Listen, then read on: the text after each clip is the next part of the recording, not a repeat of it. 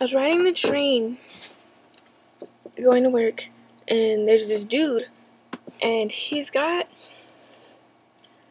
pecs, like seriously chiseled pecs, and like hair all over them. He's a light black guy, I guess you can call him. He's darker than me, but still light. Actually, he's probably the same color as me. But he's got dark curly black hair all over his chest, and a like thermal shirt, except it comes around like this, and then it splits right down the middle, and it's got like a little button. And of course, it's not buttoned; it's wide open, so his breast bush is just sticking out. And he's walking around like this, cause like his pecs are too big for him to put his arms down, and he's all like you know, that kind of guy. And he's got a water bottle, or you know the sparkless bottles that they put upside down in offices and stuff? It's one of those, but miniature with a handle. He's got one of those, and a duffel bag, a big blue duffel bag. And he's carrying both of them as everybody's getting on the train. And he gets in, and there's this guy with a bike, and he gets in right after, and so of course he's turning, like right when you come in, they have this section where there's for your bikes or strollers or big luggage. And so he goes to put his bike there, but here's dude with the big old pecs is in his way.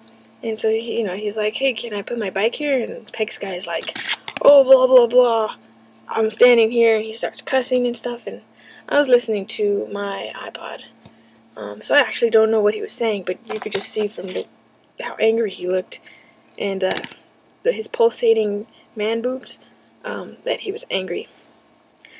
And so the bike dude just ended up coming over to where I was at, which was just against the other side of the bus. Oh. Hello? Okay. Oh, okay. Wait. Oh, and I paid the water. Oh, she hung up. Anyway.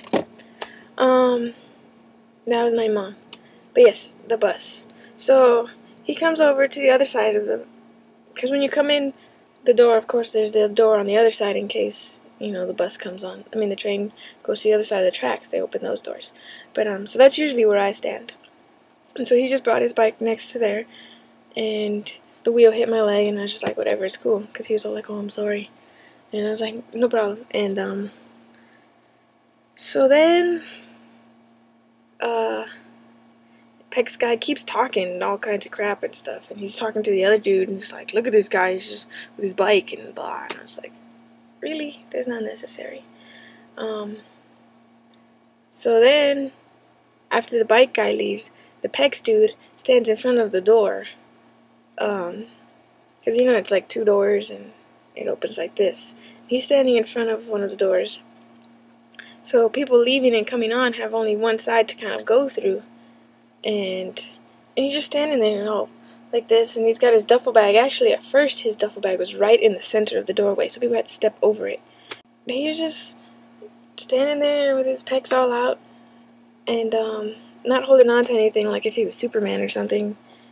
And eventually, somebody kicked his bag, and he slid it over to the side of the doors by the wall. But he still kept standing there for like 3 more stops. And then he finally got off, and I was like, this guy is strange. But then I got off.